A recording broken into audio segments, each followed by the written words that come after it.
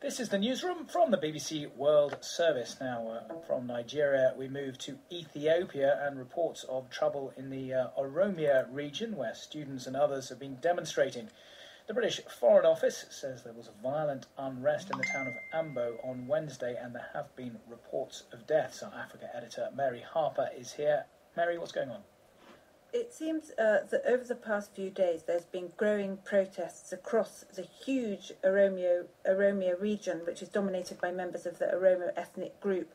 Mainly students and some others have been protesting in various towns, and there have been reports it's been very, very difficult to get any information out, showing just how repressive the authorities are there. But I've been receiving some calls from people saying that a number of students were killed, were shot dead, and others wounded, and in the town of Ambo by members of the security services. It hasn't been possible to confirm this with anybody in the Ethiopian authorities, but the fact that, as you mentioned, the British Foreign Office have mentioned what it describes as violent unrest suggests that indeed there is trouble in that region. And this is due to what? The expansion of the capital, Addis Ababa?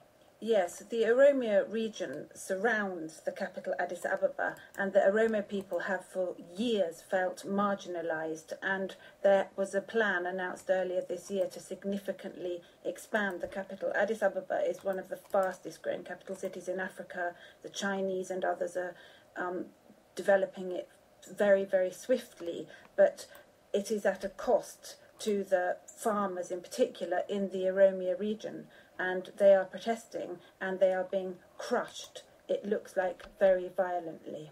Mary Harper, BBC World Service Africa editor, thank you.